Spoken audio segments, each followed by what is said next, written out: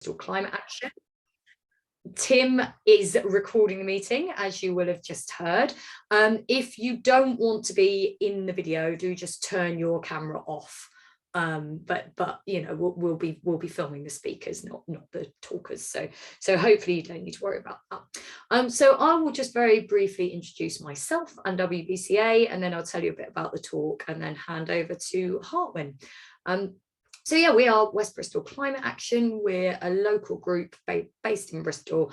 Our MO is basically trying to find ways that we can fight the climate crisis at a local level. We're always looking for new members. We're always looking for people to come along to our talks. So we're really glad that you're here tonight. And if you want to, I think maybe just by signing up tonight, you'll be on our mailing list, but I'm not sure. But you can see all the details on that slide there for how to get in touch with us. Just unmute myself again. And if you were to want to donate to help us carry on with our work, you can see that there's a PayPal link on the slide there. Or if you prefer not to use PayPal, which I know some people prefer not to do, you can email us and we can tell you our bank details, but we don't like to put those on the actual slide. So the way it's going to work tonight, Arif and Joe will talk for a little while, and then we'll have questions at the end. So what I'm going to ask people to do is type questions into the chat, and then I will read those questions out to Arif and Joe at the end of the talk, rather than unmuting people and having everybody speak. Otherwise it could turn into a bit of a bum fight, basically. So feel free to type questions into the chat as they occur to you, and we'll get to them at the end. So without further ado, I will hand over to Joe and Arif from Hartwyn, Sustainable Building Company, who are going to talk about the need for retrofit in our houses. So that's basically about making our houses more sustainable, using the least carbon possible. So that is natural materials. So I'm going to stop sharing, and I think hand over to Arif in the first instance. So thanks very much, everybody. Questions in the chat. Yes, good evening, everybody. Hello and welcome. So my name's Arif. I am the Managing Director of Hartwyn, along with Joe, the Operations Director, who will be along shortly. We are working to normalise truly sustainable construction. So what we mean by this is going beyond just low heating bills and low operational carbon outputs, and even beyond the embodied carbon in building materials. What we actually look at is factful sustainability, which means looking at the whole life carbon measurement across the entire build project, be it new build or retrofit. So we work directly with self-builders, we work with architects, engineers, anyone else involved in housing or property. We are involved in the entire project. So that means from design through to pricing, material specification, contract management, working on all positions, all parts of the process, finding gaps, filling them up, and making things as sustainable as possible. So that's a little bit of a précis as to what Hartwyn does. Again, please feel free to put stuff in the chat. We will be able to reach out to you after the talk if anyone wants any more information. But I will now hand over to Joe Derwin, who is our technical expert and the Operations Director of Hartwyn, to talk about what all of this actually means for retrofitting real properties in the real actual world. So yeah, over to you, Joe. Great, thank you very much. Thank you, Joanna and Tim, for hosting this talk. It's really good to get in front of some new people and have this conversation, basically. So we've been looking forward to this for a while. Thank you, Arif, for a wonderful introduction. You've made my first 3 slides redundant. This is good. I will quickly, I'm going to share my screen and we'll get started with that. So can everybody see that okay? Is that all right, Joanna? Great, wonderful stuff. So as I said, we are Hartwyn. We're really into this whole sustainable construction thing. Been working in the industry for quite a while now. I actually started in the conventional construction industry, working on retrofit projects, and then moved to the kind of very purist natural building end of the spectrum, doing new build. And we're working our way backwards from that back into the retrofit world. We've got our vision and our purpose, as Arif just said, is to do this, to progress truly sustainable construction. And that's mostly tied up with filling the gaps that we see in the industry. We tried to be all things to all people, and we realized what we have is some kind of quite niche knowledge about the materials palette that we work with. And so where we come into play much better is by looking at how everybody's interacting with the building industry, with the materials choices, with the way that they're running their projects, and identifying the little gaps that aren't just working for everybody. So it's much more of a holistic approach to the whole process, both in terms of the processes we use, but also in the terms of the materials that we're looking at using. So, like I said, we've spent a lot of time working on new build in the last few years, and retrofit is arguably much more important. We have a very large amount of housing stock, a lot of it's aging, a lot of it's very inefficient, and we need to do something about that. So today we're going to be talking about retrofit, which is the lovely buzzword that the industry uses to talk about maintaining and upgrading our existing homes. So why are we talking about that? Well, I would imagine that if you're here from the Climate Action Network from Bristol, that you already know that it's because of climate change is one of the main driving factors in this. And you're probably well aware of all of the horrible statistics that we get bombarded with regularly. So I'm not going to spend much time on that. I think I'm probably preaching to the converted in that case. But one of the other things that is kind of a hot topic at the moment and is also very important and will become increasingly so over the next few years, as far as I'm concerned, and that is the cost of living. So we've seen all of these reports. There's a new report today about January rising even further, the consumer price index rising. Everybody's already feeling the pinch, and we're specifically looking at utility prices rising. I think the cap goes in April, and they're already looking at a predicted 50% rise straight away. And we're expecting much more by the end of the year. So with all of our homes not performing very well, all of those price rises and the cost of living are going to really hit us. So regardless of the climate implications, we need to do this from a very pragmatic perspective. So with our existing housing stock, what we have is a big bunch of very leaky buildings. And by leaky, I mean drafty, and I mean that they're not insulated. So the heat is just pouring out. So if you look at that, that's a thermal image of a very traditional house. All of the red bits are very warm.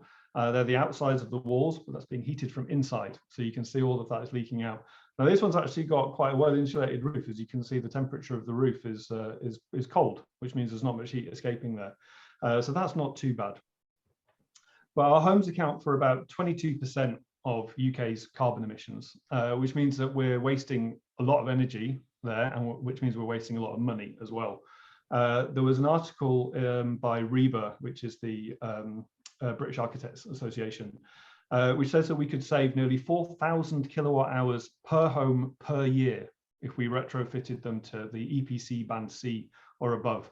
That's the equivalent of about 22 tons of CO2 equivalent per house per year, which is significant. So that's absolutely something that we need to do.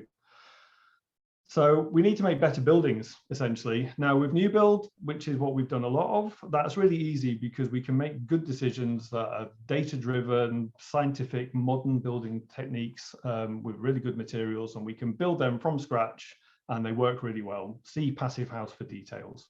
So they can be excellent. They can be really, really good.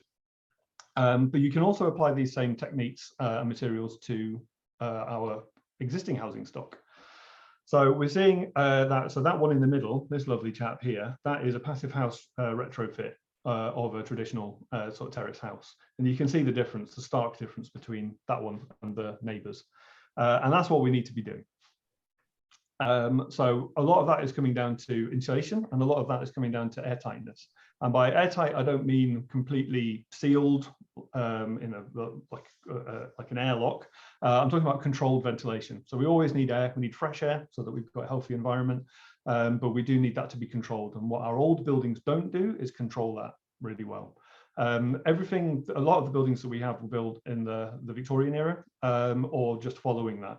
So they were all meant to be using real fires, quite often was their heating element. So you needed drafts in order for all of that to work. And all of those buildings were well engineered for constant thorough drafts to come through them so that they would dry out from being wet from the rain, etc., driving against them. So some of the materials were complementary to that, having a real fire in the room and the windows open to assist all of these things meant that they actually worked quite efficiently in the way that they were designed. Well, then we've come along in the time since then and have slowly but surely started sealing up our houses with paint that doesn't breathe, with cement renders, with big UPVC windows, silicon sealant. We've put loads more moisture in our houses with our kettles and our washing machines, and people's propensity to keep breathing relentlessly and having showers. All of these things that we take for granted all put a huge amount of moisture into our houses, and that can cause health problems as well as thermal problems. So what's the solution? What indeed? We need to look at carbon. So we need to reduce it, and there are two ways to do that. So we need to reduce our energy use, and we need to reduce our resource use. So on here, you'll see loads of these lovely little buzzwords that get floated around. So you've got your embodied carbon, which is the amount of energy that's gone into making the material that we use. You've got your operational carbon. So that's the amount of energy that is used to operate the buildings that we live in, turning on the lights, running the shower, putting the kettle on, those sorts of things. All of that energy that's going into that house, is it being used in the most efficient way? That's our operational. We're now moving into this new world, which is wonderful, of the whole life carbon measurement. So that looks at the embodied carbon, it looks at the operational carbon, but it also looks at the next bit, the end of life. What happens to that material at the end of its life? Can it be reused or repurposed? Is it going to be composted when it's put in the ground? Is it going to release greenhouse gases? Is it going to add to carbon in the atmosphere, or is it going to take away and sequester it? So that's a really important thing. And we measure that using a life cycle analysis. So we analyze the material and across all of those factors, and then that gives us a nice score at the end so we can help choose our products more wisely. And then these are some of the things that are using that. So Passive House has been very focused on operational carbon. So they're super efficient, use very little energy in their operation, but they can be incredibly high carbon in the building material that they've used. So now we're waking up to the fact that we need to be using better materials to make the passive houses out of. Sequestration, lovely word. So that just means storing that carbon. It's taking a material like a tree, turning it into a product that's pulled all the carbon out of the atmosphere. So we need to stick that in a building and keep it there for as long as possible. It becomes a carbon battery, and that's one of the things that we can do. And the circular economy, that comes into the whole end of life. So that's looking at designing our buildings for deconstruction. Can we reuse them and repurpose them in a good way at the end of their life? So that is that's what we need to be looking at with everything, and that's everything. That's all goods across the board. We're focusing on buildings, so we're looking at new build and retrofit. A lot of retrofit solutions use conventional materials like phenolic foams, like the Kingspan that has become very hazardous with projects like Grenfell drawing attention. Those sorts of insulations are used very often. They're very, very high efficiency in their use, but they're very, very high carbon, as well as detrimental to the environment in other ways. So a lot of those materials are what we're used to when it comes to retrofit. And a lot of the times we haven't had very many choices because they've been, they're the only ones that are on the market, and they're the only ones that people know how to use. So we need to use different ones, which is where this comes in. So net zero, that is the new kid on the block that everybody's been talking about. So what is it and where does it fit? Well, net zero is basically accounting. It's energy in versus energy out. So it's looking at it in terms of gross or net energy, which is pretty dangerous. I think it's pretty political, personally. Because you can get to a point where you can offset everything. You can kind of say, okay, well, we've built this house and it cost this much carbon to build it. But if we put loads of solar panels on it, then that will offset in 20 years some of the carbon that's gone into it. So you can have a very high cost carbon to build the house that's very efficient to run, which over its lifetime will become net zero. That's a great start, but it doesn't go far enough. So that's where the embodied energy, the whole life carbon, all comes into play, looking at that, tying it all back into a much more kind of holistic overview. And that's where these innovative materials come from. And they're only innovative now because people are starting to become aware of them. These low carbon materials are often natural materials, and they've been around for a long time. They are usually very high performance, and they're often traditional materials that we've used a lot to build structures over many hundreds, if not thousands of years. So we're talking about things like straw. We're talking about hemp or miscanthus, which is a really great grass that's quite often used for decorative planting in big gardens, and that we're looking at as trialing as one of our installations for our new build projects. Cellulose, recycled paper, wood fiber, all of these sorts of things. Wood, obviously, is a fantastic one. Clay and lime, both of those are fantastic materials. They've been used for years, and we're just starting to tap on the shoulder of the heritage building industry and say, come here with your expertise and let's get these new buildings built with some of these heritage materials. So as I said, all of these materials are really high performance, and that's a really important thing to understand about this. It's very much a have a cake and eat it scenario. So you can have the low carbon that you need, but you can also have a very high performance, often much higher performance across many different elements than a conventional material. So natural materials. This is our pet project. This is the stuff that we love playing with. Apart from the fact that they're wonderful to work with, they are just fantastic in terms of the performance and everything that we were just speaking about. Give you a little geeky look into the chart. So this chart is showing the sequestered carbon in the materials. So everything on the left-hand side is sequestered. So it's a material that has captured carbon when it's been grown and then is holding that through its lifetime. And everything on the right-hand side is stuff that has high embodied carbon. So it's had to have energy put into it in order to make it. And you'll see at the top here, this is probably a little bit small for everybody, but this top one here is straw. So that's got quite a high amount of carbon sequestered within it. And we've got a straw and timber panel.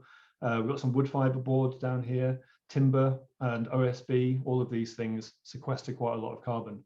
And then you've got the things on this side here, and you can see hempcrete, which is a good natural material, but it uses lime as a binder, which is very similar to cement in its carbon uptake. So it's actually got a bit of embodied carbon. But if you compare it to this one here, which is the standard kind of Kingspan insulation, which is that foam board with the silver foil on both sides of it, that stuff is very heavy in terms of its embodied carbon. So you can see straight away that you can line up these materials, and if you're just measuring carbon, there's no way to choose anything but the natural materials. So along this bottom bit, if you had a zero material, that would mean that it was carbon neutral, and that doesn't exist.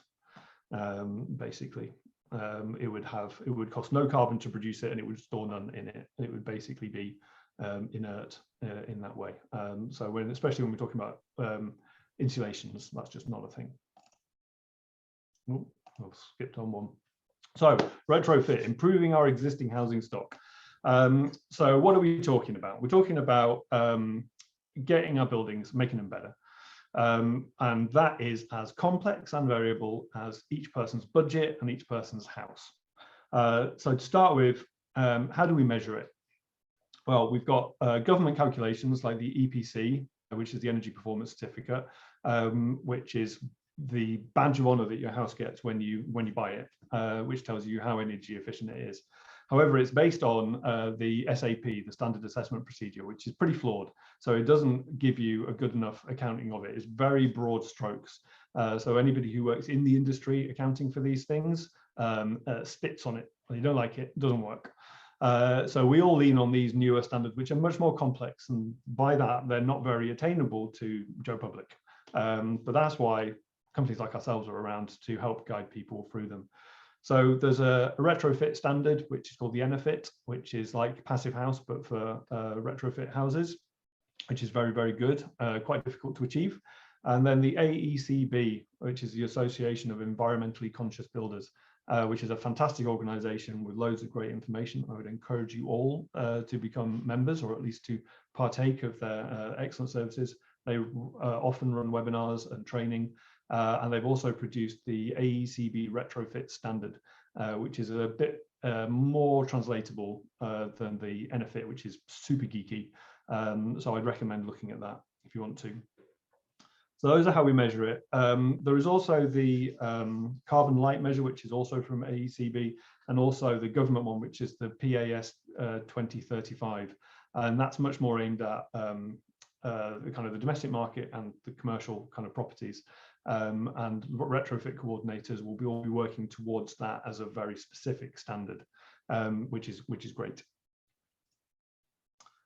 So what we do is what we like to call our low energy action plan. And one of the things that is a problem for this kind of part of the industry is that there is a huge amount of information out there. If you start Googling how to improve your house, you're going to find 50 or more articles, and quite often they'll contradict each other, and you won't know necessarily where to start, or whether something's correct advice, or what it costs, or whether it really works, or how to do it, or who's going to do it. So a lot of the problem is too much information, not enough confidence to choose something and know that you're doing the right thing, especially if we're feeling the pinch and we've only got a few quid to spend, and we need to make sure we're making the right decisions. And one of the key things for that, from our perspective, is that it's really important to do what you can, where you can, and when you can. And that means a phased approach, which is this section here in the Retrofit kind of standard, is consider phasing. I would say more than consider phasing, absolutely adopt it. And by phasing, that is understand what you can do to which part of your house and when it's most appropriate to do it. And that's what this low energy action plan that we provide is. It's kind of looking at a room by room strip down of your home and giving you advice based on the different things that we might encounter as we're going through our lives. So not everybody can do everything that needs doing. We can't all take it back to bare brick and spend 70 grand doing an amazing house retrofit. Some of us might have a couple of £100 that we could spend this year. Maybe we could save up a bit more for next year. And maybe we're trying to do other things to our houses at the same time. Maybe we've got plans for a kitchen extension, or a new kitchen, or a bathroom, or maybe the kids are moving out and we're going to redecorate one of the rooms. So they're all different impetuses that exist for us to make changes in our home. And they're not isolated. They don't exist in these weird kind of notional islands where, you know, you can just kind of go, oh, I'm going to do this or I'm going to do that. You have a plan, and it doesn't always work. So having a kind of an understanding of what you can do, where and when, is a really important way to combat that and deal with that. So costs. This is the first major caveat. Everybody wants to know costs. This is where things quite often fall over when we're talking to people, because we can't do like for like comparisons. It is not fair to the materials that we're using, the technologies that we're using, or the ways that we're using them. You can't do a kind of a cost benefit analysis on it based on just costs, because it's too nuanced. So if we look at conventional materials, say let's pick on Kingspan again, it's a good one to pick on. As with many conventional materials, they're often very, very good at doing one thing really well. So the Celotex insulation or Kingspan is incredible at insulating in a small space. So you can get 100 mil, 150 mil of insulation, and it will insulate your house really well to building regs standards, which is fantastic because we don't have a lot of space. It's relatively cheap to install, it's relatively cheap to buy, and it does our job of insulating fantastically well. But that's all it does. It doesn't do anything else. It doesn't add anything else positive to the house. In fact, it can cause more problems. So if it's not installed correctly, then you'll create more drafts. You can create dampness and mold because of interstitial condensation. So that's where you've got a cold breeze meeting the warm, moist air from inside. Interstitial just means in the middle of, and that's where mildew and mold is going to grow. You get all of those black spots around poorly fitted insulation.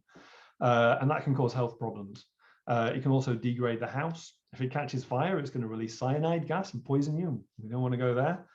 So there's got all of these potential problems for one very real benefit. Whereas if you used a more natural material like wood fiber or cellulose or wool, that's going to give you the insulation value, albeit you're going to have to use twice as much. So you sacrifice space, and it probably is going to cost you a bit more. However, that insulation is also going to act as some thermal mass, potentially, store heat as a battery. Quite often they are what we call hygroscopic, which means that they will pull moisture out of the air and hold it until it's rebalanced back into the room when the humidity drops. So they will moisture buffer, they'll balance humidity.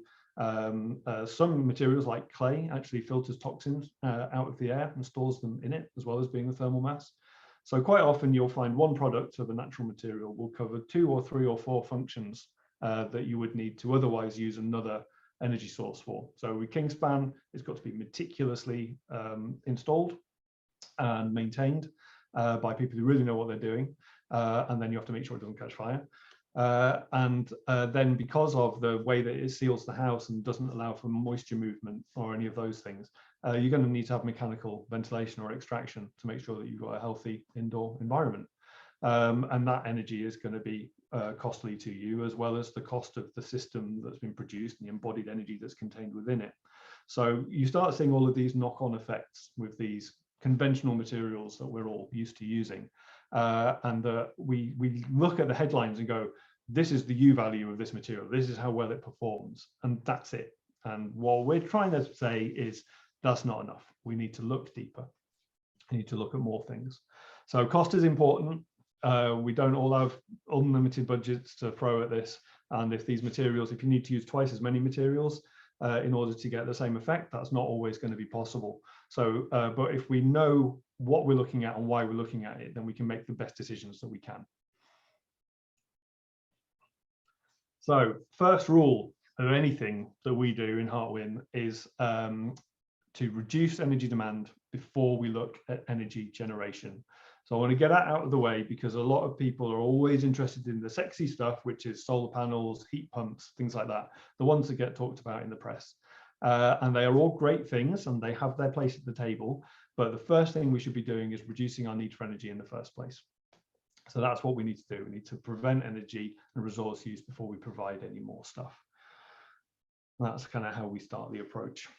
So phased approach. Now we break this down into three different sections. We've got a really simple first step approach, and these are simple interventions, often DIY, that you can do yourselves.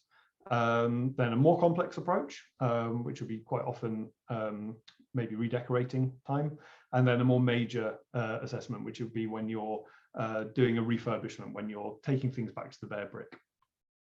So that's what we do, is we'd look at your property and we'd take it back and we'd make recommendations about each phase for each room, so that you don't have to commit to a whole project at once. You can be like, well, right now I want to make a difference, so I'm going to do everything on the first stage list. I'm going to get all of them out of the way because I've got a few £100 and a few weekends and I can just bash them out. Nice. And then, you know, well, next year we're going to redecorate the lounge and we're going to do a loft conversion. So what do I need to do then? And stage 2 will give you some of those clues. And then you might be like, well, and then in 5 years' time, we're going to move house and we've saved up enough and we're going to refurbish it. And then you can use the same sort of things from stage 3 to get you through those plans. So our phase 1, nice simple stuff. Like I said, often DIY. You're looking at all of the kind of the top favorites that people will have heard about. Often this is very much stuff that I feel like I'm going to be teaching people how to suck eggs, but this is the world. So draft proofing, really, really important. We lose a huge amount of heat through drafts. Drafts pull all of the warm air out of the building, or infiltrate cold air, and that can be one of the biggest problems that we have. It's always a very simple thing to do. You can go down to Wix or any of the other kind of DIY places and get some of the the foam strips and put them around your windows and your doors. It can make a huge difference. You can get that temporary kind of plastic double glazing that goes over windows in the winter. That can make a really big difference. The other two things on that you can look at is skirting boards around the bottom. Skirting boards, especially on suspended floors in Victorian houses. There can be quite a lot of draft that can come up through those, and generally through the floors as well. So filling gaps in the floorboards can be a really quick and easy thing to do. The next easiest thing is your insulation. Loft roll is an obvious one. Fitting it correctly is really important. Like I just mentioned about the way insulation is fitted, if you have gaps, then you create this big imbalance between the warm and the cold. If you've got like you want to think of it like a woolly jumper that's completely covering the whole house without any gaps. If you're out in the snow on a really cold winter's windy day and you lift a small child up in the air gleefully and you expose your tummy, it's not a good thing. That's what gaps in insulation are doing to your house. It's cold, it's miserable, so you need to really pay attention to it. Wallpaper. So you can actually get insulating wallpapers of various different types. You can get some great little cork wallpapers that go on that are really good in insulating. If they're the natural insulations, then they also have these added benefits of potentially buffering or adding some thermal mass to the room as well, which is great. Curtains, nice and easy, really good. Quite often have fallen out of favor. Get yourself on eBay and get some really heavy duty velvet curtains and hang them up. You can take them down in the summer when you want to have the light in your room, but in the winter there's nothing like hanging a big blankety curtain in front of your windows or your doors. Chimney balloons as well. And it's literally, it's like it sounds, there's a balloon that goes up your chimney and stuffs it and stops all of your air escaping, because we're not using the fires quite often. So phase one is really quick and easy. You can pay between 50 and 150 quid for the materials to do most of the house, for the draft proofing. Insulation is going to cost a little bit more, probably between 300 quid and £1,000, depending on the type of insulation and the type of your house. When we're going for like a rock wool, which is the standard kind of stuff that we're used to using, they are much cheaper, 150, 200 pounds. If you're going for something really lovely like wool, which is much more pleasant to install, then it's going to be a bit more expensive. But like I said, it's going to give you a lot more performance as well. It's going to help with any kind of moisture imbalances in your house. So phase two, these are the things that are a little bit more vigorous to do. We'd say that this is pretty definitely redecorating a clock. This is when you're kind of fed up of how it looks. You're thinking about stripping the wallpaper and having to go with some paint. So what should you do? Well, you can replaster, would be a great one. Doesn't have to be all the way back to the brick. It could just be a skim over the top, in which case clay is fantastic. It's not insulating, but it is a fantastic performer for the moisture buffering. Lime is also good and a very traditional use in a lot of houses. That's a good one. Diathanite, which sounds like a superpower, and it kind of is superpowered plaster. It's got bits of cork in it and it's insulating. It's pretty wonderful stuff. It's not cheap, but it is good. Internal insulation. If you're taking everything back to the plaster and you don't mind losing a little bit of space, then you could potentially put some insulation on the inside, some wood fiber, which you could plaster straight onto, or wallpaper it, or clad it, or whatever you want to do. That can work quite well.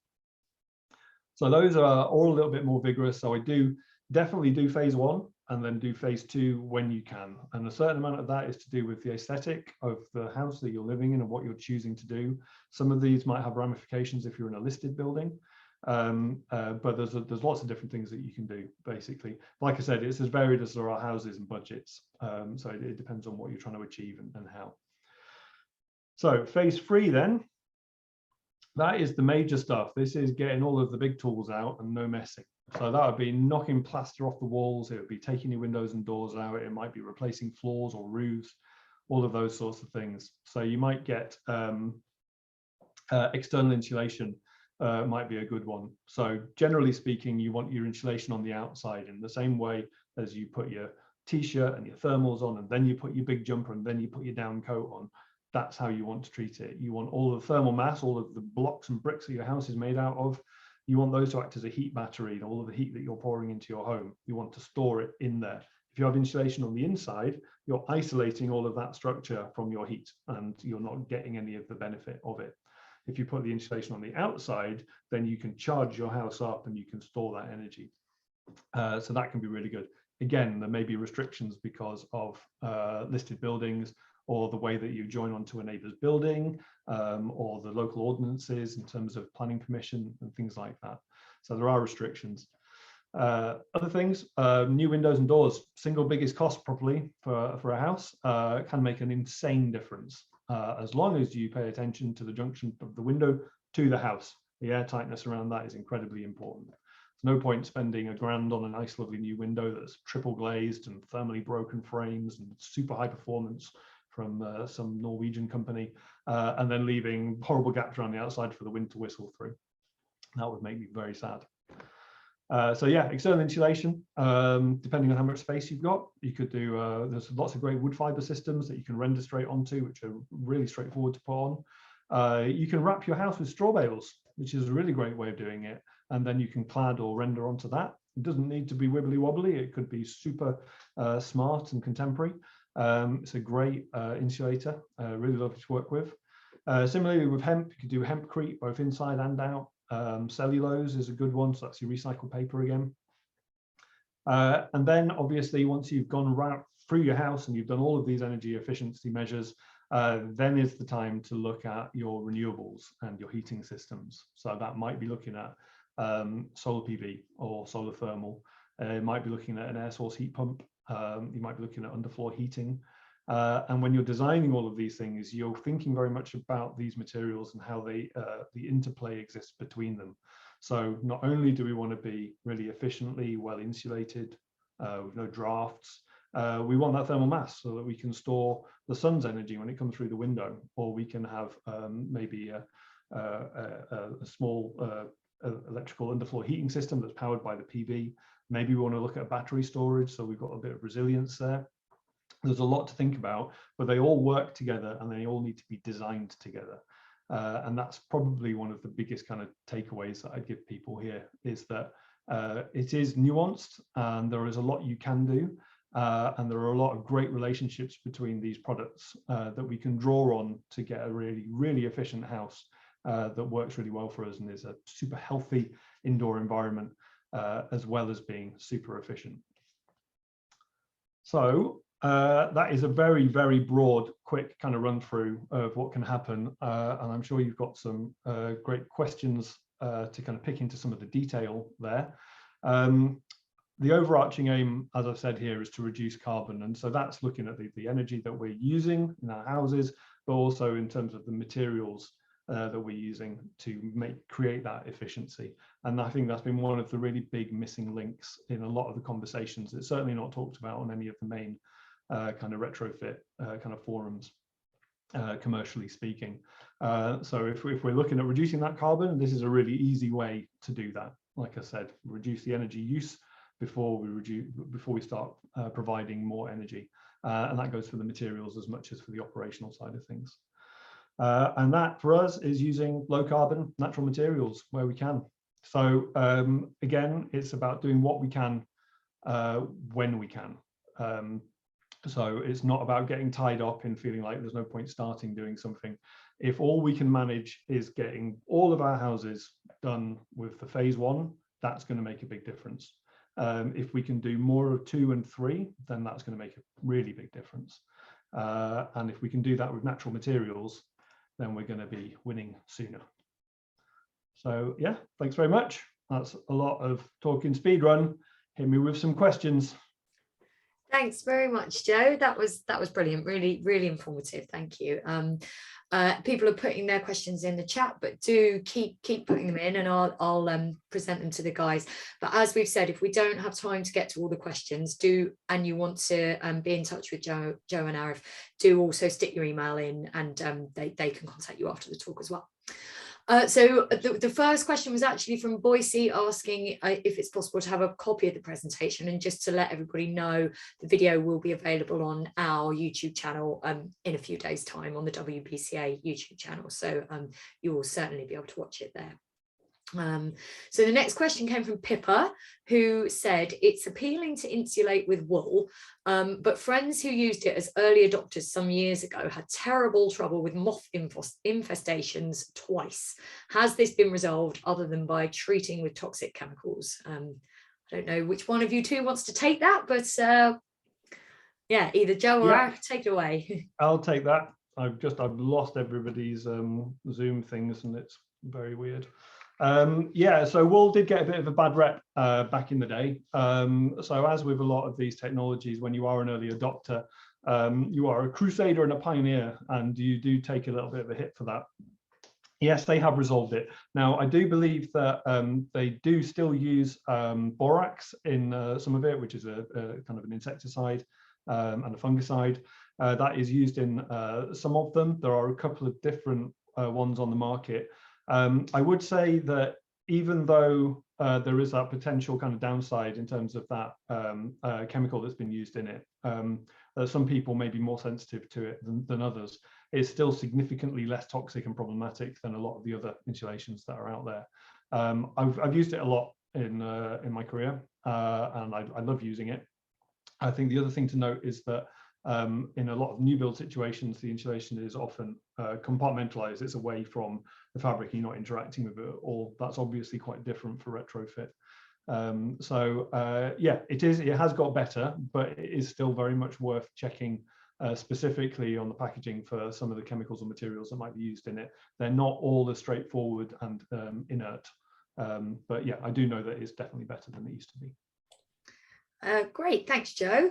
Okay, so the next question comes from Tim, who asked if there are any problems with some types of draft-proof stripping embodied energy. Some materials are better than others in popular products. I'm not quite sure I've put the emphasis on the right words there. Does that question make sense to you, Joe? If not, yeah, Tim, maybe. Absolutely. Yeah, so it does. I Great. think that I think is where you start getting into the good enough is good enough kind of scenario, and that we're in a climate emergency, and that we need to be doing things with alacrity.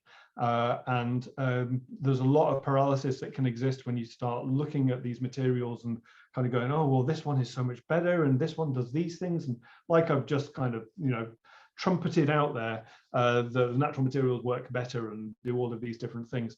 When it comes to really simple interventions, I think it's more important to do something, even if it's with a bad material, especially when it comes to just stopping this energy leakage from happening. They are higher embodied energies. There are better ones that you can use. So there are linseed putties that you can use for sealing instead of a silicon sealant.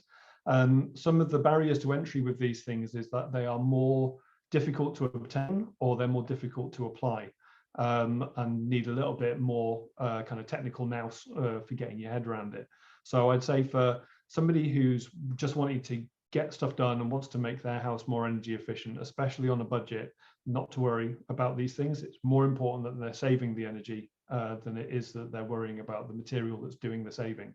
For those of us that can afford to worry about it, that would be very much a kind of a project by project basis, because it depends on where the house is, how the what aspect it is, how much driving rain or wind it gets, whether it gets loads of sun. Are you in the south? Are you in the south? Are you in the north of Scotland? Those sorts of things. So once you start getting into the really interesting and lovely products that we advocate, it does become much more selective, in that you need to understand why you're using them and where, so that you choose the right one. Great. Yeah, just to add to that a little bit, one of the things that we advocate as a business is going as far as we can. We're acutely aware that we live in a real world, and the real world applicability of the materials and strategies and techniques that we use it has to be considered in context. It's why we don't affiliate ourselves with any particular material. We don't affiliate ourselves with any suppliers or companies. There's an idealism, there's as sustainable as it can be, and then we apply the contextual limitations that we have in that particular situation to it, to just do the best we can, because similarly with a lot of climate issues, we can wring our hands and get very upset quite quickly. So we try to facilitate that as best we can, to good is better, and try to work in that way as much as we can, and retaining a knowledge of being the cutting edge of all of the different options that are out there is what we actually do, and that's why we do it. So we've always got the full palette and up-to-date palette to offer in all situations. Great, thanks very much, both of you. So the next question comes from someone with the elusive name of iPad2. So iPad is asking, can you mix, for example, putting wool insulation over existing fiberglass in the loft? You can, yeah. You could use it as a top up. So rock wool especially is inert. It's literally rock, candy floss. That's what it is. So it's not going to do anything other than its insulating job.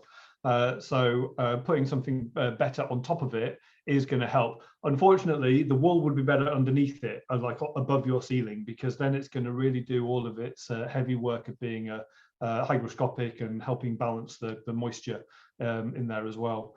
I would say if you're doing a full kind of insulation refit in your loft, that you would also want to be putting a membrane down to kind of stop any of that air infiltration coming up, and the moisture coming up between you and the insulation, so you don't get that condensation. But if you're just topping up, then yeah, just put some wool straight on top and it's going to help. Awesome. Great. Okay, so question from Julie now, asking something I was actually going to ask as well, which is that, well, we have a lot of listed buildings in West Bristol where a lot of people from the talk tonight are going to be living. What can you do if you can't vent out to get the moisture out after you've sealed or insulated the place because of a listed facade?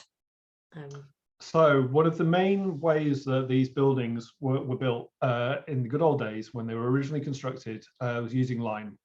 And lime is a breathable material. So all of your plaster, render and pointing in your buildings would have been lime, which meant that it could absorb moisture from the elements and then it could pass it back out again. It could take the moisture that you were generating inside and pass it from the inside of the building to the outside of the building without it damaging any part of the structure. And what we've done is we've repaired these buildings with cement over the years, and put gypsum plaster on the inside. And what that means is all of that moisture is locked in place.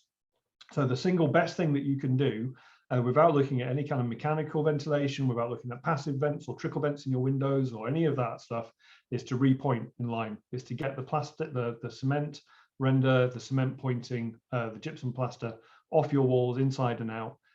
This is one of the greatest causes of damp in all buildings in the UK.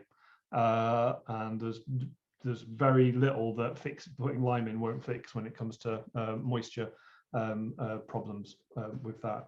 In terms of other air movement, it is much more tricky to do with a listed building. I'm optimistic that there are going to be some changes to the legislation which allow for better workings with listed buildings, because they are very restrictive at the moment. And it's, I'm all for preserving the heritage, but there has to be a balance, because like I said, this is an emergency that we're in and we need to deal with things quickly, and we haven't got time to kind of mess around with the sensibilities of having one or two bricks different in the front of a Georgian house, because we need that ventilation and air movement. Great, thanks very much, Joe. Okay, so another question from Tim, who has just said, what are the pros and cons of cavity wall insulation as opposed to external and internal? So cavity wall insulation, that is generally it gets a kind of Nosferatu style reaction from most people in my little niche of the industry. It's a great idea in theory, because you've got this wonderful gap in between the inner leaf and the outer leaf of your building, a cavity. So it's like, well, why not put insulation in there? When we're building new buildings, that's where we put the insulation. It makes perfect sense.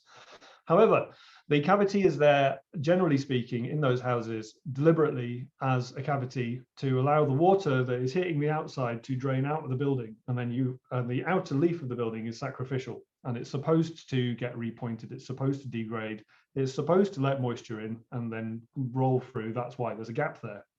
If you fill that with insulation, you will get a gain if it's perfectly installed. But if it's not perfectly installed, you're going to get cold spots, which you quite often see. And the cold spots, as I've said before, will give you problematic condensation as well as heat leakage as well, and will potentially degrade your building faster than if you hadn't done it in the first place. So if I had to pick sides, I would say no, do not do cavity wall insulation. There's so much cavity wall insulation being taken out of buildings now. There are these kind of ambulance chasing legal firms that ring up and say, have you had cavity wall insulation installed? We'll do a free check and we'll sue the people who put it in and get compensation. And that kind of tells you everything you need to know about it. So it's never a case of all is bad or all is good. There's always a middle ground where it's really appropriate and it can be done really well. I'd have said, if I had to choose a blanket statement, I'd say don't do it. If you can, always externally insulate, because then you're getting that thermal mass benefit inside your house. If you can't do that, internally insulate, because you can control it much better, but it's really fiddly. So yeah, that's why we've been treading the easy road of building new things, because it's just like Lego. You can just do what you want and it's fantastic. Old buildings are really complicated and have their own challenges. But yeah, I'd say no thanks, cavity wall insulation. Yes, please, external wall insulation. Great, thank you, Joe. Okay, so next question is from Jonathan, who asks, what about upgrades to door and window reveals, clearances allowing, to reduce thermal bridging and increase air tightness? Would you consider this a cost-effective method that could help existing doors/windows limp a little further on? Thinking of a measure pre-replacement, but that could be retouched and retained when new units are affordable. So yes. 100 times yes. Definitely. Holes in your houses are the places, weirdly, where all of the heat leaves, whether that's a door or a window or a pipe or a chimney. That's what they're for. They're literally places for things to leave the house. And if you can leave through it, then heat can as well. And so you might have really thick walls, which are doing a great job at being thermal mass. And even if they're not technically insulated, the big stone Victorian walls, they are still going to stop heat from passing and penetrating through them. You can have it toasty inside and it'll be cold outside, and one side is going to feel warmer than the other. That's definitely going to happen, even without insulation. But when you get to a window, that's just a see-through wall that's very, very thin.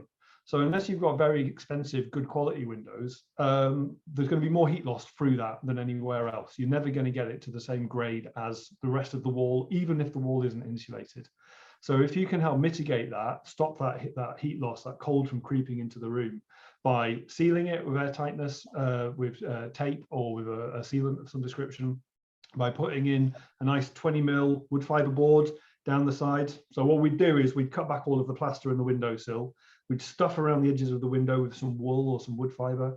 Then we'd tape it to the wall to seal it so there's no air movement. And then we'd put wood fiber boards butting up to the window all the way around it. And that's what the reveal is, what you call the edges of the window, those sections there, because they reveal the room to you. We do that and then plaster over the top with a clay plaster, and then you're all singing and dancing. So yes, I would say space allowing. Quite often the frames aren't big enough on a lot of windows, especially if you've had newer UPVC windows done. Bigger old sash windows will quite often have big frames because they're using good quality wood. And so you can butt up to them, no problem. But sometimes you don't have the space to go with. If you haven't got the space to clad with insulation, do the air tightness thing and make sure it's all sealed up, and that'll be great. Awesome. Thanks, Joe. Great. Okay, so the next question is actually a comment from Julie, who says she couldn't insulate her flat this year, so she insulated herself with a sulk bag, which is a sleeping bag with arms and legs that you wear during the day. And as a result, her gas bill for heating this autumn and winter was a third of what it's been in previous years. A best 100 quid she's ever spent, Julie said. Nice. As someone who lives permanently in pretend pajamas, I'm going to have to investigate this link myself, I think. And Julie also said, great talk, Joe, and I have to say thank you. So Pippa is asking, how do you approach a client's property? Is there an initial survey and report cost? So what we'd normally do, I think, we're still developing this as a kind of as a package, as a thing that we're providing to people, because so far it's all been kind of very ad hoc. I know how I've been delivering it in the past, and I know how I'm going to deliver it now. We've got quite a kind of a simple process, I think. Arif, do you want to speak to that? Yeah, as a general rule of thumb, everything for us at the moment is case by case basis, because, you know, guess what, properties aren't just boxes on the hillside, and the more we work on, the more we're learning about commonalities, but we are having to sort of look at things individually. I mean, it's a broad question, but ultimately, if you were to approach us and say, what do I do? There are different levels that we can go to. You would generally start out doing an hour with me, where I dig into it quite a lot and dig into sort of your goals and aims and where you're at, not just with the property, but in terms of what you would want to be doing with it in the future. Are you going to sell it?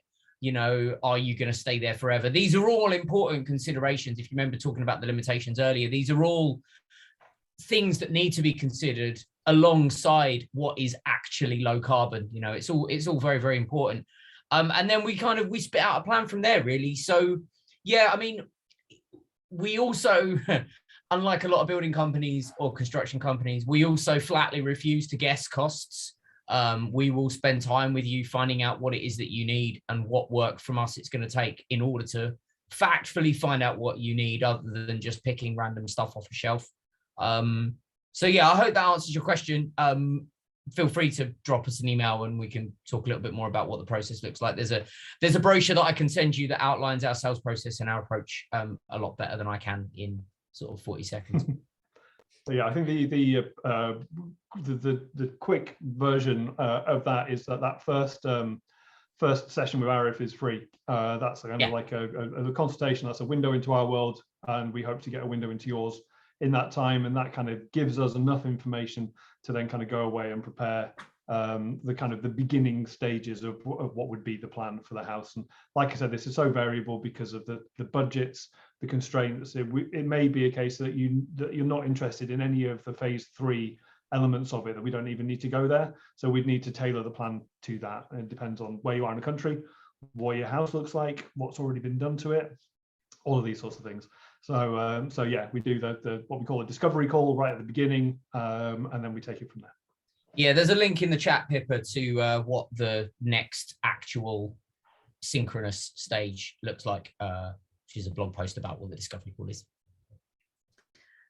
Grand. Okay, thank you. So a question from Lucy. It's a good question. Which of the alternative materials is likely to become mass produced and therefore cheaper, so it can take over from Kingspan, etc.? It's a question even I can understand. Oh, that's a lovely geeky speculative thing there. Favorite question. What are we replacing Kingspan with, Joe?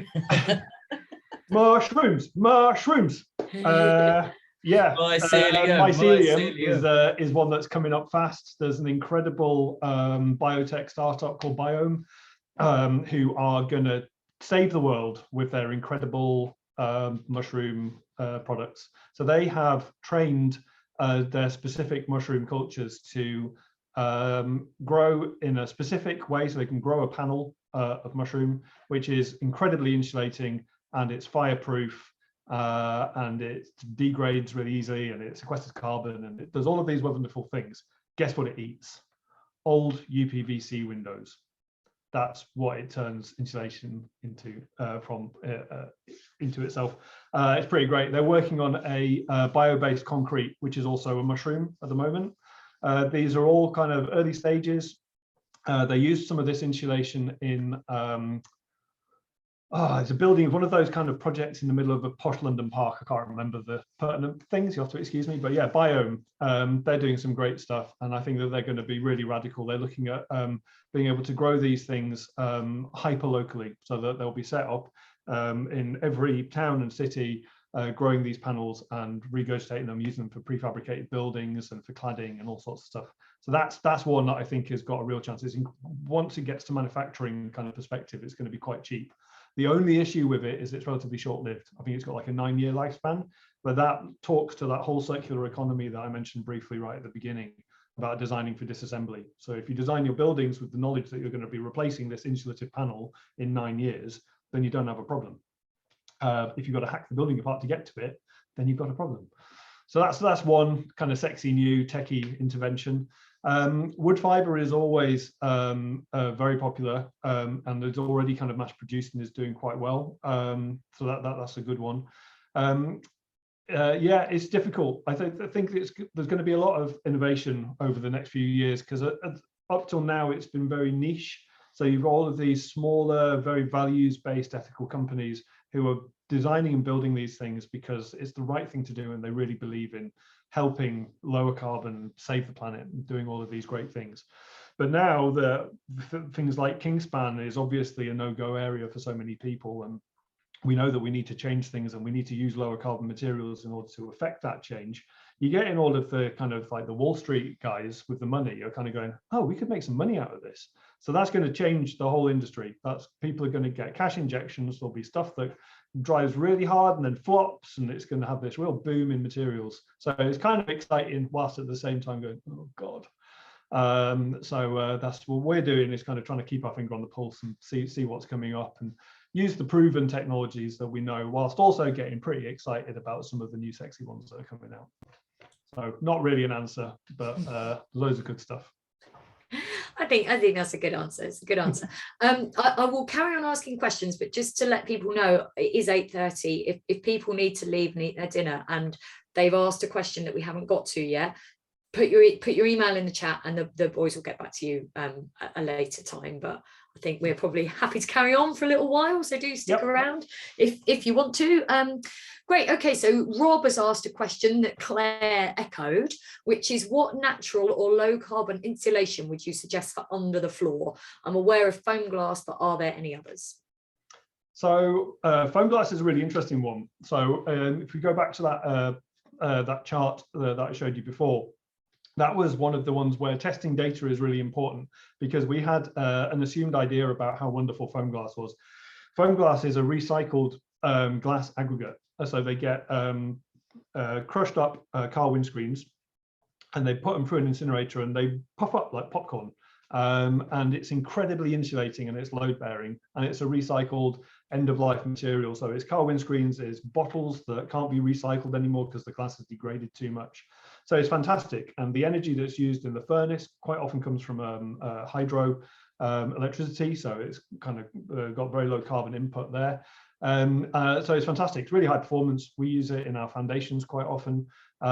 It can come in an aggregate, but also in a block, which is wonderful. So you can use it under walls.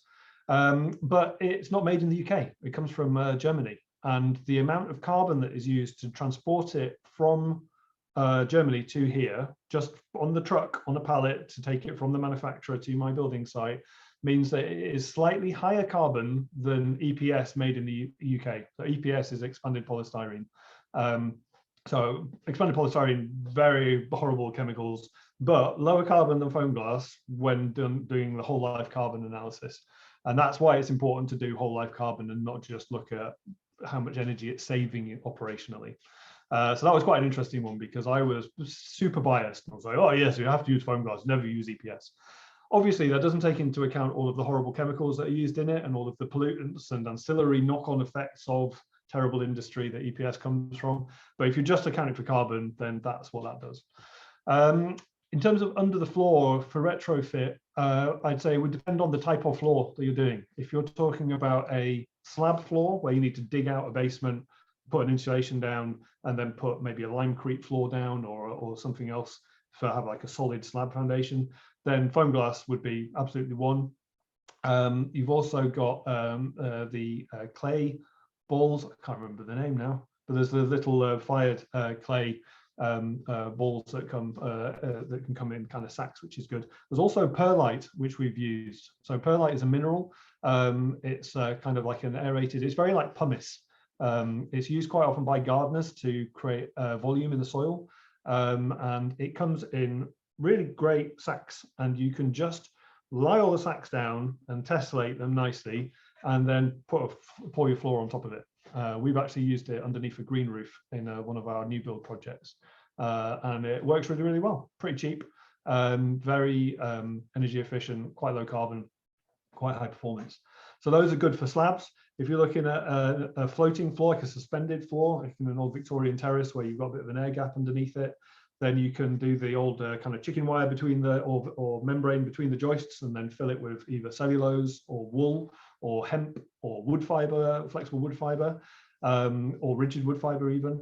Or you could do actually the loose cellulose, where you kind of fluff it all up and it kind of is like almost like a fluffy kind of powder. So there's a lot of different choices. It depends, but as with all of these things, paying attention to your air tightness and moisture buffering on both sides. So if you're putting it in a floating floor, you want a membrane at the bottom and at the top, and then you want to seal it to the walls as you're doing it. Great, thanks, Joe. Okay, so another question from Pippa, who said a couple of the slides were too low res to read. Is there a way we can see these clearly? I'm just wondering, maybe we could put a link to them in like a Google Doc or something under the video. Yeah, I'll provide a PDF, and then I can give it to you, and you can circulate it through your mailing list if you'd like. Yeah, that's great. Brilliant. Thank you very much. So just a comment from Boise now, who says that I live in a council flat, and to get anything done is an absolute mission, which Julie has replied saying what a pity there is, because you'd think that there'd be real potential for economies of scale there. So yeah, not really a question so much as just a comment. Yeah, I mean, that's one of the big issues that we've got with our housing stock, is it's very easy to lose sight of, you know, the high-rise kind of scenarios and a lot of our like mixed occupancy buildings that we have. I think another thing that's been interesting is through the pandemic, we've started to realize that there's been this huge surge of people working from home, which changes the energy mix of people at home, from one thing, but also leaves loads of office buildings and spaces empty, which are probably not going to recover. So are those office buildings going to be repurposed potentially as accommodation, because they were never designed for that? So how do we repurpose those? So yeah, there's big economies of scale that are appropriate to be done here. And to make these buildings efficient, you need to do the whole envelope. You need to do the whole thing. You can't just do it piecemeal. You just take a lot more energy, resources, money, time to do half the job. So yeah, what we need is really well thought out, coherent, cohesive plan with good leadership. Oh well. I think that,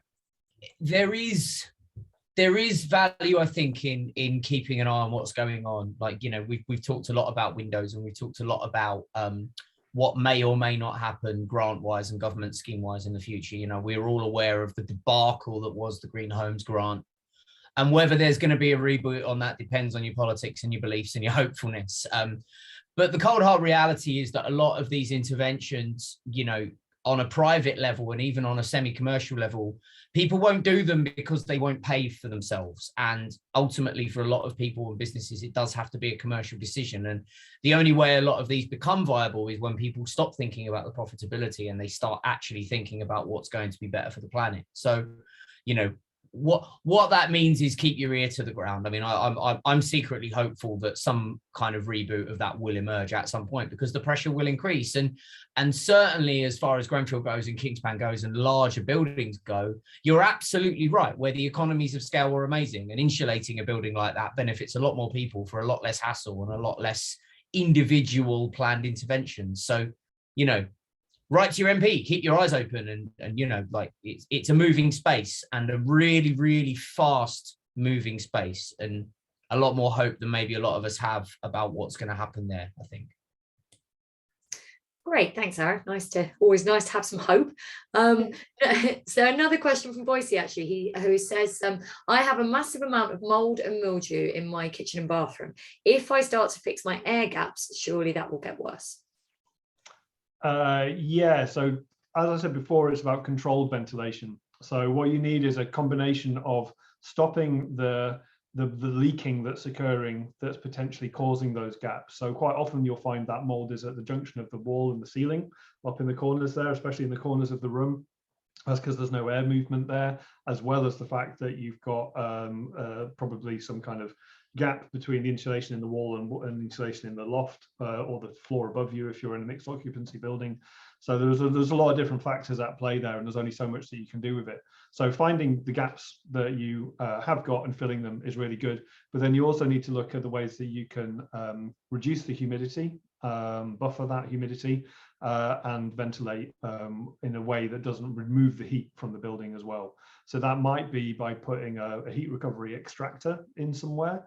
It might be replastering with clay, which is going to give you a sort of dynamic interaction with that humidity. It's going to balance it itself so that you don't get these really steep curves of dry to get very hot and moist and wet, and then back down again to dry again. What you want to do is you want to calm that curve out and make it really kind of gentle.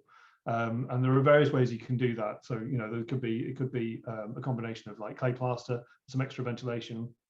It could be by putting a big bit of thermal mass in the room.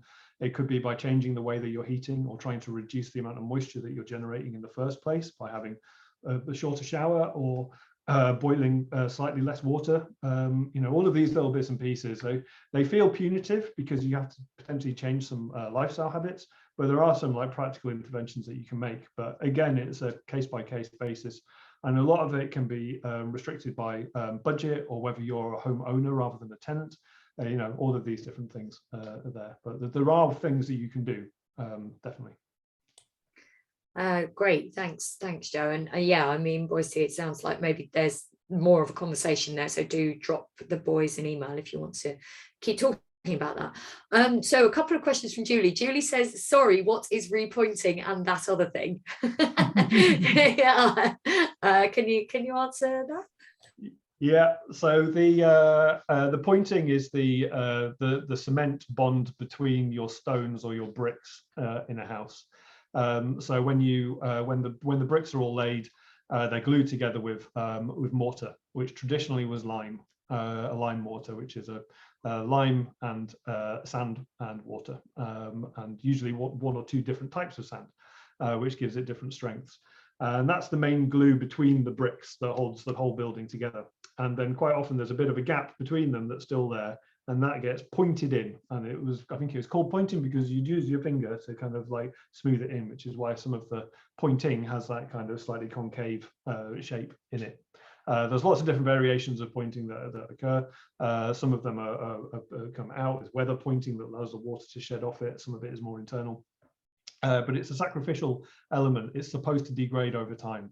So with the lime being able to pass the moisture out through it, it's gently calcifying over time. So lime is fascinating.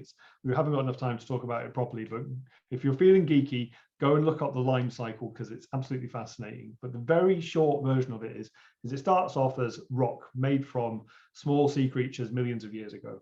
And then you burn it in a furnace, which purges loads of carbon out of the actual material. And then when you use it in the building cycle, it's pulling back in all of the carbon that was purged from it in that initial event. So over its entire life point, it will be carbon neutral in terms of the carbon that was purged from it, not in terms of the energy that was used to purge that carbon.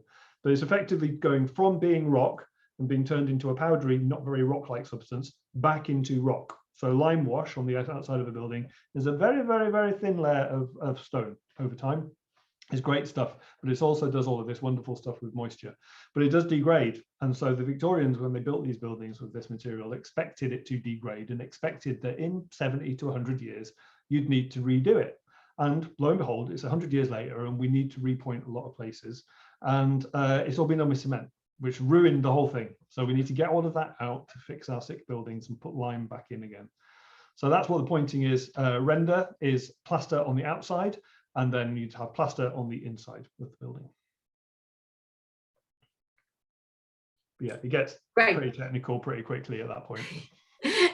Thanks, Joe. No, that's brilliant. So there's a few questions in a row about windows. Yeah,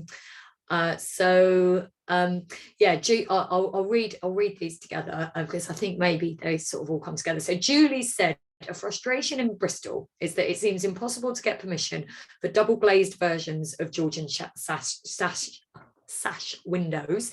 Are you aware of any possible movement on that policy, either in Bristol or anywhere else? And Sue has said, Victorian sash windows, better to replace with double glazed insulated sashes and made of hardwood, or keep the original pitch pine single glazed panes with insulation around the edges. And Richard, finally, I'll just read this third one and then let you go for it, Joe. Richard has said you can use secondary insulation on sash windows in listed buildings. Mitchell Dickinson do it. So yeah. So yeah, great questions. First of all, no, I don't know of any movement in terms of legislation. I think we're probably a few years off some more kind of common sense awareness of that, because generally speaking, and this is a sweeping generalization, planning departments are made up of old white men, generally speaking. It's getting better, but there's a heavy bias in there, especially in blue seats around the place, regardless of political affiliations. I'm saying nothing, but it can be a real problem. And so there's this great kind of nationalistic kind of thing of that we've decided what our country looks like, and that our country looks like Victorian Britain, and that anything is different to that is the devil and shall not be allowed. So changing it from that, when you're in a very Victorian heavy area like Bristol, is very, very difficult to do, because they kind of go, no, this is who we are as a nation. Your house is who we are. The Englishman's home is his castle, that kind of a thing. And that's the deep-seated attitude that we've got to get rid of, because it's like, yeah, we can make a really good facsimile. Like, how far are you going to go? Are you going to make me replace each of the bits of glazing with the traditional type of wavy glass that was in there in the first place, or are you going to let me use like a good quality low E double glazing? And they'll probably let you reglaze original frames, but they won't let you upgrade the frames, even if it looks pretty much the same. So it's a problem. I think it's going to get solved. I think we're a little bit away from that at the moment. In terms of the actual windows themselves, of which one's better, one of my favorite Hartwyn maxims is, it depends. It depends how good your windows are, whether they're really solid, beautiful pitch pine, in which case, you know, we love them, keep them, do everything we can to preserve them. Are half of your windows rotten? Are the other ones okay? Are you going to keep all of them? You know, it's kind of, you know, and what's your budget? Can you get really great green building store ones that are triple glazed, passive house ready, facsimiles, or are you going to have to go for a little bit more of a budget one? So there's loads of different decisions that can be made. There is no one answer to that, I'm afraid.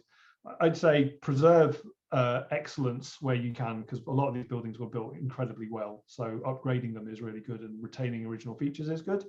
In which case, do the secondary glazing option, which can be great. So if your windows are in good enough condition to preserve, do that and get some really decent quality internal secondary glazing, which will do the job properly. And this was done a lot in the kind of the 70s and 80s and 90s very poorly. So a lot of people's experiences of them is not very positive. However, there are some really great solutions out there now, so it's well worth considering that as a thing. So yeah. Grand, thanks, Joe. Okay, so I think we've just got a couple more questions and then we'll probably say good night. But thanks everyone, and just a reminder again to stick emails in the chat if you want, if you think you might have further questions. So Claire has asked, is there any problem with solid brick walls having external insulation? What type is best, and are there any good installers in Bristol, or do you do this? So there's no problem with the insulation going on the outside. It's fantastic, and a nice brick wall to get it stuck onto is fantastic. Much easier than a stone building, which is obviously nice and wobbly. Nice flat surface makes everything much easier. So yeah, no problems with that. The kind of classic easy to go to system, which is like a fully developed system, is an external insulation, is a wood fiber insulation, which has got is render carrying, which means that you can put the wood fiber on the wall and then it's ready to just be rendered straight onto, and it will look indistinguishable from a modern kind of rendered house afterwards, if that's what you're looking for. So it can be great. Generally speaking, we're kind of building a database of companies that provide these services. There are a decent number in Bristol that we have. I think it would depend, because of such rich pickings in the kind of the Bristol region, it would depend on where you are in Bristol as to which one we'd recommend. We don't do any of the actual contracting ourselves. We're basically a consultancy at this stage. So that's going back to that, realizing that we don't need to stand at the top of the pyramid and dictate our low carbon whims to the world. We can just observe what everybody else is doing and then gently suggest that they plug these gaps with low carbon materials and the knowledge that we've got. So yeah, we're there to facilitate what everybody needs at any point within this industry. Fab. Great. Okay, so Ringo has asked if you have any view of putting bead insulation to a cavity wall. Yeah, again, I'd say generally speaking, not. They're usually like a polystyrene kind of like ball, sort of the stuff you get in bean bags. It's very similar to that. If it's done well, it can be good. I wouldn't want to use that insulation in the first place if there was no other solution. It's one of those ones where if there's nothing else that you can do, then it's worth trying to do it, because it's better to try to achieve that low operational carbon, even if you can't do the lovely low embodied carbon to get that. But I would go through quite a few different ways of dealing with it before I got to that point. Yeah. Grand. Okay, so comment from Iona, who I think has just had to leave, actually asking if people have seen the warmer bath guide to making historic buildings more energy efficient, which is from the Bath Preservation Trust, and Julie has put up a link to that in the chat, so if anybody's interested in that, they can have a look in the chat. Yeah, that's a really good one. I've seen that one before as well. It's really good. So a lot of the there are some excellent resources out there. I do have a few links that I'll throw at you, Joanna, as well, which you can stick in your email as well, which is just a few kind of data points. But there are, you know, some excellent places to go to. There's the Lely Low Impact Living Society have got some really good information. The Energy Saving Trust has got some great information. So there are some really excellent resources out there that you can kind of go and look up and see what's available. So this is very much a well-trodden path. You are not on your own. There's a wealth of information out there. Grand. And then final question, Pippa has asked if there are any difficulties with putting external insulation over a rendered surface. It depends. No, theoretically, no, not at all. It can be really good. What I would be concerned about is how good that render is, whether it's cracking off and starting to kind of split. If it's in good condition, then yeah, you can go for it. Usually people have a consideration of space, in that they're trying to save every last kind of millimeter of space they can. And if you've got 20 or 30 mil of render on the outside of your brick, then you may want to save that. It might be really crucial. It might just scrape past your handlebars when you're going down the ginnel at the side. So you might want to really get that extra bit. But if you don't have a space consideration and it's sound, then crack on. It's great, yeah. Fantastic, great. Well, thank you so much, Joe and Arif from Hartwyn. That's been a really informative session, and thanks everybody for all your questions and for engaging so well with the talk. As you can see, I've shared our WBCA slide again. If you enjoyed the talk tonight and you'd like to donate money so that we can keep doing our work, you can donate via the PayPal link or get in touch and we can give you bank details. And yeah, thanks very much, everybody. I'm Joanna from WBCA. I realised I didn't say that at the beginning of the talk. I write the blogs. And yeah, it's just been great. If anybody thinks of any questions they want to ask, do get in touch afterwards. And the video will be online soon. And we'll find a way to get the slides to everybody as well. So thanks very much, everybody. Thank you, everyone. Bye. See you next time.